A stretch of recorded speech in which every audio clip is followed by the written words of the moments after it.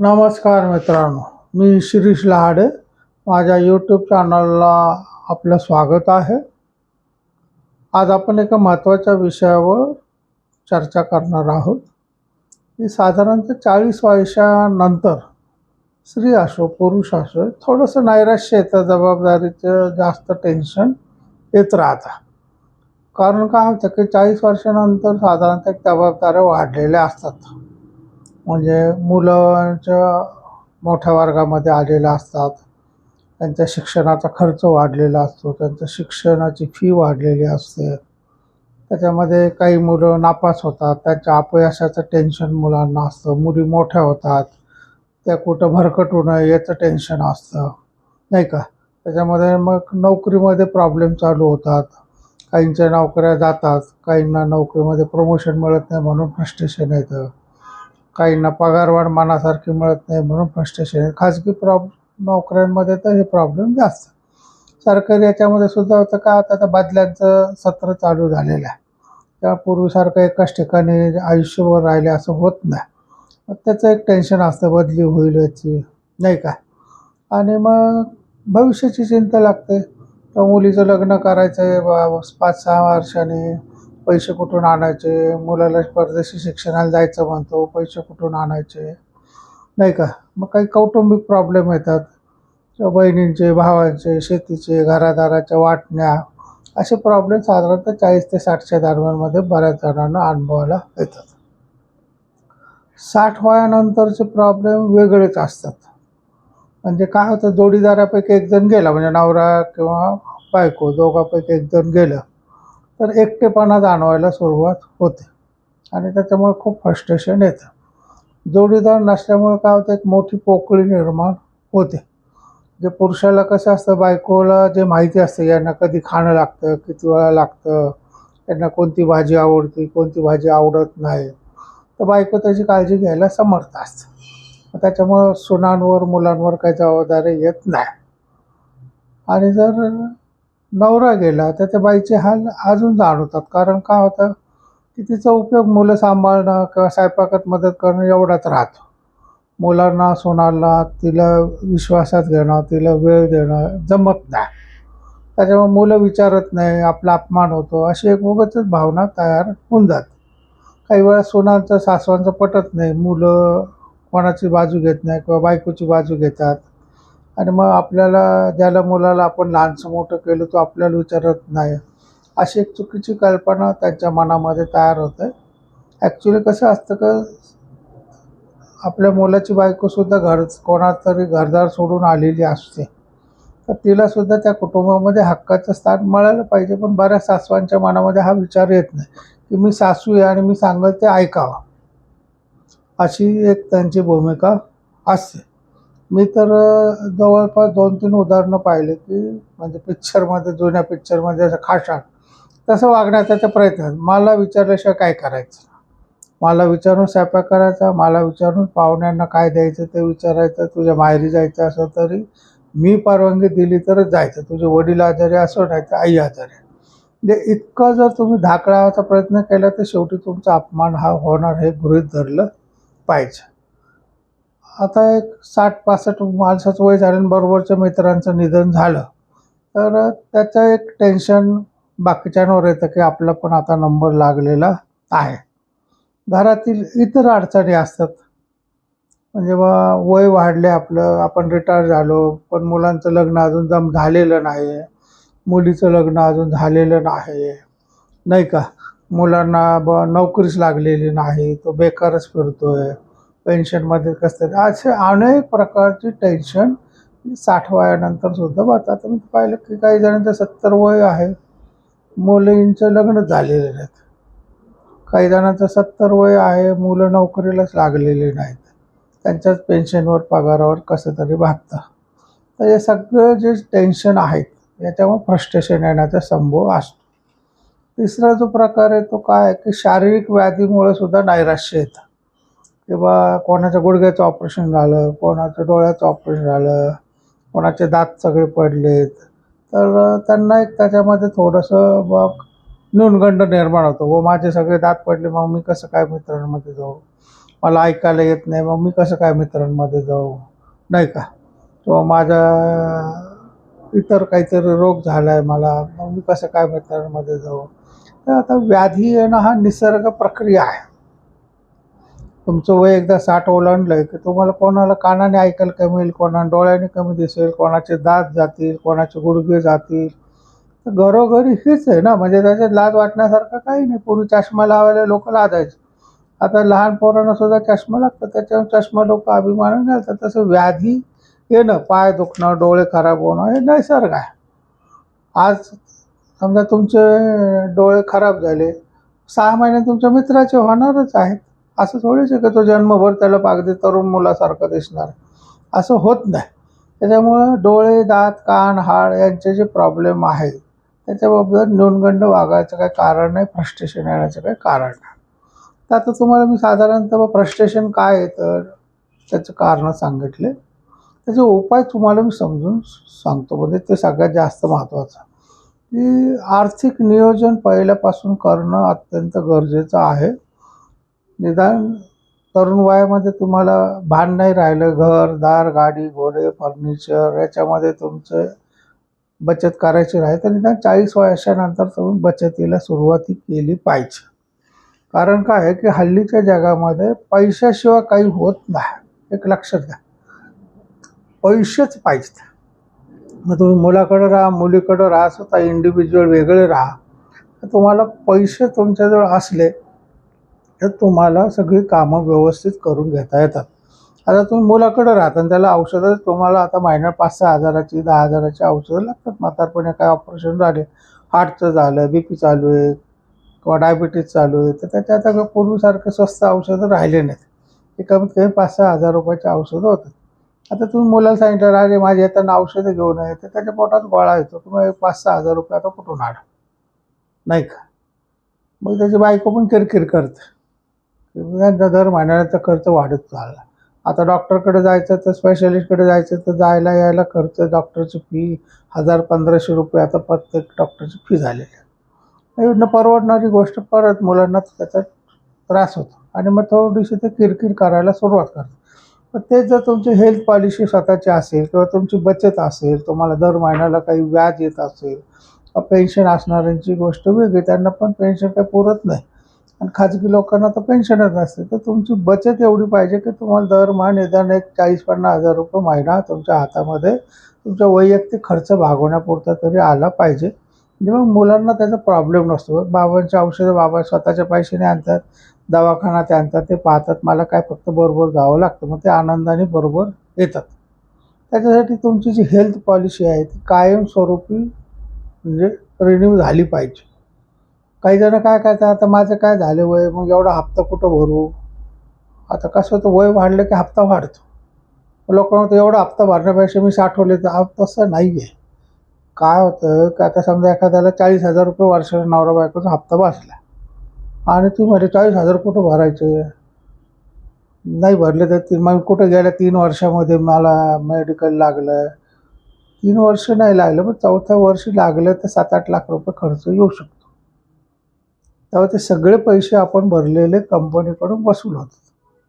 त्याच्यामुळे हेल्थ पॉलिसीच्या बाबतीत कंटाळा करायचा नाही. ज्यांनी काढली नसेल त्यांनी हेल्थ पॉलिसी तातडीने काढून घ्यावी.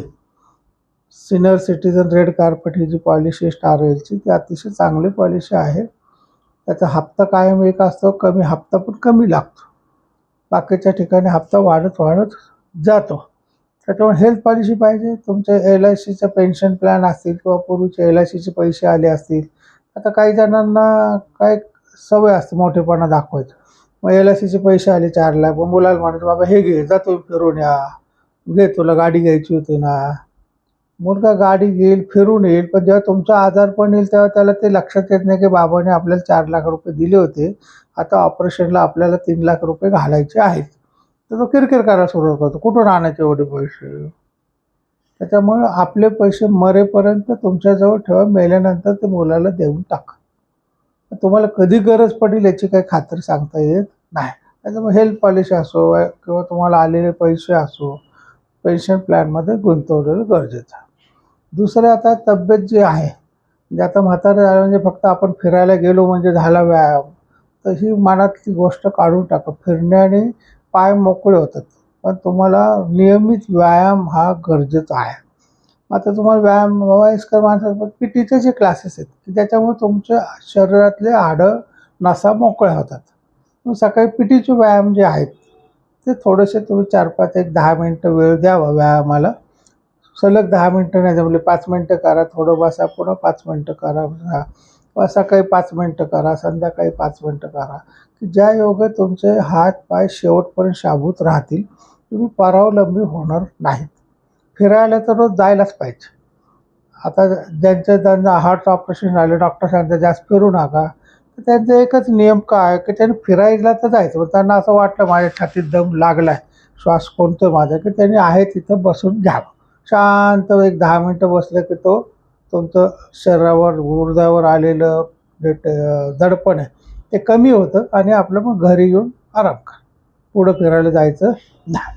म्हणजे नियमित व्यायाम, फिरणं ही गोष्ट तुम्ही केलीच पाहिजे. तिसरं काय की जेवणाच्या वेळा पाळा. वेळेवर जेवण करा, थोडं थोडं खा. एक गैरसमज पूर्वीचा मला आठवतो आमच्या लहानपणी, की म्हातारा माणूस आहे त्यांना काय भूक लागते, त्यांना काय एक टाईम जेवलं तरी चुकीचं आहे. उलट म्हाताऱ्या माणसाला जास्त वेळा भूक लागते आणि थोडं थोडं खावं लागतं. सकाळी उठल्यावर तुम्हाला जर तुमच्या ऐपत चांगली असेल तर भिजलेले बदाम, अक्रोड खा, नाहीतर निदान भिजलेले शेंगदाणे खा, की त्याने तुमच्या शरीराला ताकद देते. 9, 8:30-9च्या दरम्यान नाश्ता करा. 1, 12, 12:30 ते 1च्या दरम्यान जेवण करा. पुन्हा 5-6 वाजता थोडे मुरमुरे खा, फळ खा. रात्री जेवण करा लवकर 7:30 ते 8:30च्या दरम्यान आणि आराम करा. हे जेवणाच्या वेळा तुम्ही पाळल्या पाहिजे. जेवण हलकंच घेतलं पाहिजे. मुलांनी बटाटेवडा खाल्ला म्हणून मी पण खातो असं जर करायला गेला, तुम्हाला तुमची पचनशक्ती कमी झालेली असते, पचत नाही. तर बाबा तुला वडा खायचा तू खा, मला नको.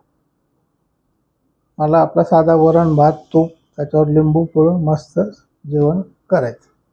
तर या गोष्टी तुम्ही पाळल्याच पाहिजे. तुम्ही जर तोंडावर नियंत्रण ठेवलं नाही तर त्याचा अनुभव तुम्हाला वाईट येऊ शकतो. स्वतःची विचारशैली किंवा जीवनशैली थोडीशी बदला. म्हणजे आता पूर्वी मी बँकेत जात होतो, तर सकाळी जाताना मग नाश्ता हा प्रकार जायचं, जेवण करूनच जायचं. दुपारी डब्यात 1-2 पोळी भाजी घेऊन जायचं. त्याच्यामुळे सकाळचं जेवण मुख्य होतं, रात्रीचं जेवण मुख्य होतं, दुपारचं जेवण थोडं होतं. आता मी रिटायर्ड झालो तर माझं सकाळी नाश्ता होतो, दुपारचं जेवण प्रमुख होतं, रात्रीचं जेवण थोडं होतं. तुम्हाला ही जीवनशैली बदलणं गरजेचं आहे. तुम्हाला सकाळीच आता पूर्वीसारखं 5, 4:30, 5 नॉर्मल वयस्कर माणसं लवकर जागेत आणि त्याच्या झोपेचं प्रमाण कमी होतं. पण आता तुम्ही जर दोघं जणच राहत असाल नवरा बायको तर काही प्रॉब्लेम नाही. उठा, अंघोळ, काय पूजा करा किंवा तुम्हाला काय वाचन करायचं, खुरखुर खडखूर घरामध्ये करायचं करू शकता. पण सून मुलगा असेल तर त्यांना 5ला उठायचं त्यांची आवश्यकता नसते, त्याची झोपमोड होते.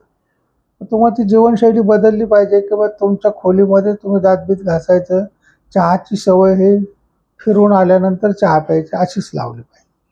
काही नाही 2 दिवस त्रास होतो, सकाळी पाणी पिलं की तुमचं जे शरीराला गरज आहे लिक्विडची ती भागते. तुम्ही चहा करत बसला की भांड्याचा आवाज होणार, मग सून मुलगी नाराज होणार, कुरकुर कुरकुर करणार.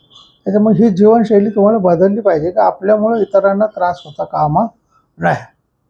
मित्र परिवारामध्ये जायला शिका. जुडे हेवे दावे सोडून द्या. नैराश्य कमी होण्याचं सगळ्यात महत्त्वाचं कारण मित्रांबरोबर वेळ घालवा. गप्पा मारा, जुन्या पद्धतीने जोक करा, जुन्या पद्धतीने त्यांच्याशी घरी जा, त्यांना आपल्या घरी बोलवा. होतं काय की जुने मित्र आपोआपच कमी होतं, जो तो त्याच्या व्यापामध्ये आजारपणामध्ये व्यस्त असतो. रोज एक ठरवायचं की 2 जुन्या मित्रांना फोन करायचा, बाबा कसं काय चाललंय, काय चाललंय, येऊन जा एकदा, नाही का. असं रोज एक लिस्ट काढा, रोज जुन्या 2 मित्रांना फोन करा. तुम्हाला जुन्या आठवणी तुम्हाला पुन्हा येतील. त्यांचं कसं असतं की जुने जे नातेसंबंध आहे, आता समजा भावाभावाचा वाकडा आहे, दोघं जण वर्ष झाले बोलत, काही नाही एक दिवस फोन लावायचं म्हणा, मी येतोय तुझ्याकडं, जाऊन गप्पा मारा. 2 मिनिटामध्ये दोघातलं जे कटुता आहे ती कमी होते. रक्ताचं नात्याला जे महत्त्व असं की blood is thicker than water. त्याच्यामुळं रक्ताची नाते जी आहे ती सांभाळण्याचा प्रयत्न करा. जुने हेवे दावे, पैशाचे व्यवहार, काय घराच्या वाटण्या, याच्यातून डोकं बाहेर काढा. तर आपलं आयुष्य किती राहिले, काय आपण बरोबर घेऊन जाणार नाही आहे, त्या गोष्टीला काही बदल होत नाही. मग नातेसंबंध कशाला तोडा. आता माझ्या एक नातेवाईकाने माझे पैसे बुडवले. मी वर्षभर त्याच्याशी बोललो, माझे पैसे देत, 12 वर्ष झाले तो पैसे देत नाही. शेवटी एक विचार केला, जाऊ दे, ते पैसे तर काही येणार नाही, संबंध कशाला खराब करा. आम्ही त्याच्या घरी गेलो, देतो, नंतर तो येतो जातो, आम्ही जातो राहतो. पैशाचा विषय काढायचा नाही. कृष्णार्पण. पैशाचा विषय काढले की पुन्हा कटूत आहे, तो पैसे तर देणार नाही आणि आपल्याला तळतळ लागून राहते. त्याच्यापेक्षा कृष्णार्पण म्हणायचं सोडून द्या. म्हणजे ज्या काही गोष्टी जुन्या घातल्या असतील त्या सोडून द्या आणि मित्र कंपनी नातेवाईकाशी संपर्क वाढवा. रोज थोडंसं बोला, कोणाकडे जायची सवय ठेवा, त्यांना आपल्या घरी बोलवा. आणि सगळ्यात महत्त्वाचं, खूप जास्त नैराश्य असेल, की रडायला येत असेल, जुन्या गोष्टी वारंवार आठवत येत असेल, तर डॉक्टरांचा सल्ला अवश्य घ्या. कारण पूर्वीसारखं म्हणजे सायकेट्रिककडे म्हणजे मनोरोगतज्ञाकडे त्यांच्या वेळात माणसं जातात असं नाही. लहान मुलांना सुद्धा आता मनोवैज्ञानिक डॉक्टरांची गरज पडते. आपण जसं साधं सर्दी ताप आला, दुखणं आलं, ताप आलं तर डॉक्टरकडे जातो, तसं मानसिक त्रास झाला तर त्या डॉक्टरकडे जायची गरज आहे. कारण काय, त्याच्या नवीन गोळ्या निघाल्या की ज्याच्यामुळे तुमचे विचार बदलतात, तुम्हाला शांतता वाटते. तुमच्या मनातले जे दुःख आहे ते तुम्ही कोणाजवळ तरी बोललं तर डॉक्टर त्याच्यावर चांगला सल्ला देतो आणि तुम्ही मग त्याच्यातून बाहेर पडायला मार्ग पडतो. उरलेलं जीवन सुखी होतं. मी नेहमी एक ठरतो, जेव्हा मला बोर होतं ना, तेव्हा मी स्वामी कादंबरी वाचतो, शिवाजी महाराजांचे श्रीमान योगी वाचतो. या 2 कादंबऱ्या मला अतिशय आवडतात. शिवाजी महाराजांचं चरित्र मी 8-10 वेळा वाचलं असं, तेच पुन्हा वाचताना खूप आनंद होतो, की त्या माणसाने काहीही जवळ नसताना किती कष्ट घेतले, किती माणसं जमा केले. मग आपल्याला माणसं जमा करायला का जमत नाही. त्यांना त्यांच्या जवळच्या लोकांनी, नातेवाईकांनी, अगदी नातलगांनी किती त्रास दिला, किती फसवण्याचा प्रयत्न केला, त्यांच्या विरोधात उभी राहील, तरी तर माणसाने त्यांना जवळ करण्याचाच प्रयत्न केला. मग आपल्याला सुद्धा तो प्रयत्न करायचा. त्याच्यामुळे काय होतं, थोडंसं हुरूप येतो, नैराश्य जातं. त्याच्यामुळे नेहमी चांगल्या लोकांचे चरित्र वाचा. डोळ्याला त्रास होत असेल तर ऐका, ऐकायला त्रास होत असेल तर नुसतं पहा. पण हे करणं गरजेचं आहे. त्याच्यामुळे मला आज जे वाटतं तुम्हाला सांगितलं, की 40 वर्षानंतर जी माणसाची मनस्थिती, जबाबदाऱ्या वाढायला लागतात, त्याला यशस्वीपणे तोंड देण्यासाठी पूर्वीपासूनची तयारी झाली पाहिजे. तुम्ही ऐन वेळेला तहान लागली आणि विहीर खाण्याला गेले तर तुम्हाला त्रास हा होणार. त्यामुळे 40 वर्षापासूनची बचत करत राहा. म्हातारपण सुखामध्ये घालवा, स्वाभिमानाने जगा. अगदीच वेळ आली, आपल्याला अपमान होतो, तर वृद्धाश्रमाचा मार्गसुद्धा चांगला. माझ्या एक जवळच्या मित्राची बायको वारली, चांगला पैसा आहे, मी बायकाट होतो. मी तो एकटेपणा काय करणार आहे, नाही का, तो एकटा दिवसभर राहतो, स्वयंपाक करणारी गाय करते, निघून जातो. तुला जेवायला घरचं खालचं हक्काचं मिळतं. तुला बरोबर आहे का, नाही ना. मी एकटा बसलो आणि पुरणपोळी खायला बसलो, मला गोड लागत नाही. ते जर मित्र आहेत 2-3 आणि त्यांचं चटणी भाकरी खाल्ली तर ती गोड लागते, कारण गप्पा मारत पाहिजे, सर जेवण चांगलं जातं.